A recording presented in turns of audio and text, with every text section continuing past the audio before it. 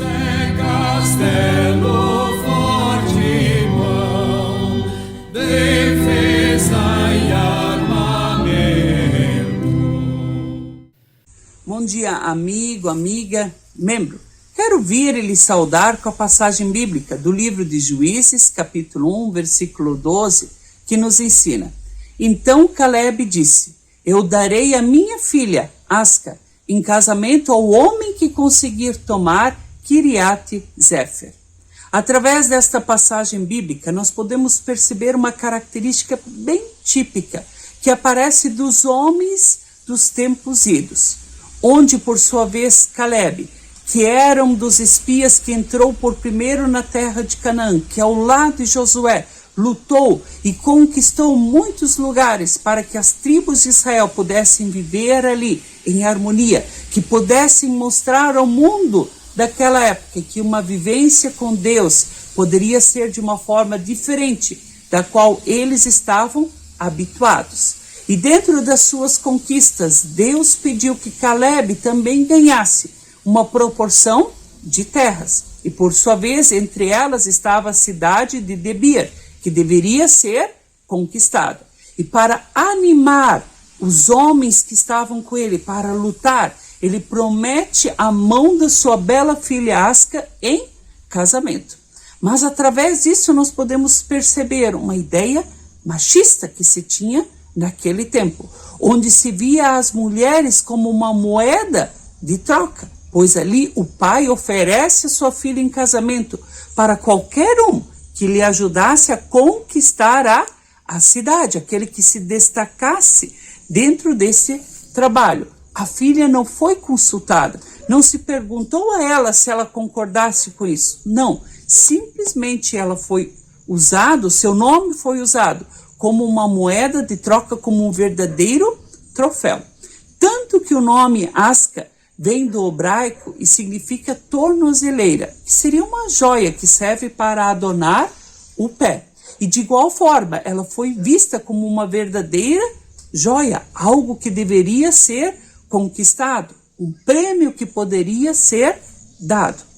Hoje, em tempos modernos, nós já vivemos em épocas completamente diferentes. No entanto, algo que era exagerado naquele tempo, porque naquele tempo os filhos e filhas, mas principalmente as mulheres, não tinham uma liberdade de expressão. Elas simplesmente tinham que obedecer, de aceitar aquilo que lhes era impostos. O pai tinha a última palavra. Era algo que também não era bom. Mas hoje, em nossos tempos, nós vivemos o contrário, onde muitas vezes os filhos mandam e desmandam nos pais, onde os pais muitas vezes se calam e automaticamente aceitam tudo que os seus filhos querem. Isso também não é o caminho certo. Qual é o caminho certo? A Bíblia continua nos apontando inúmeras passagens que nos relembram que o caminho certo é o do respeito, do amor e da compreensão. Que filhos precisam sim obedecer aos seus pais, mas também as passagens lembram que os pais não devem irritar e muito menos maltratar os seus filhos, que devem dar bons exemplos a estes.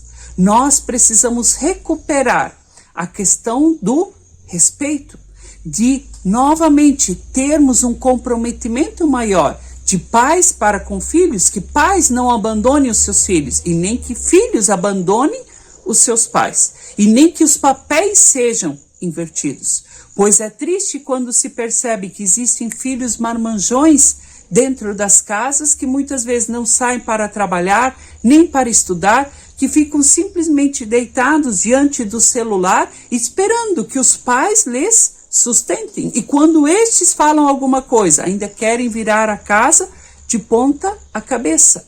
Cada coisa precisa ter a sua ordem, as coisas precisam estar em dia.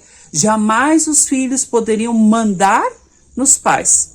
Os pais precisam sim ter o respeito dos filhos e, acima de tudo, os filhos precisam respeitar aqueles que lhes amaram, que lhes deram o dom da vida. Assim como o texto nos lembra que Caleb exagerou em relação a sua filha.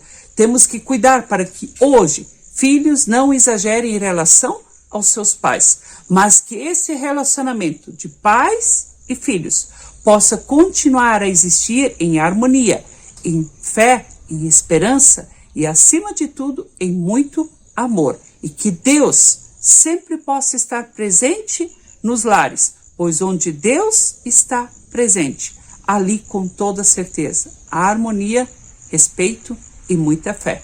Que possamos seguir firmes e fortes neste procedimento entre pais e filhos. Amém.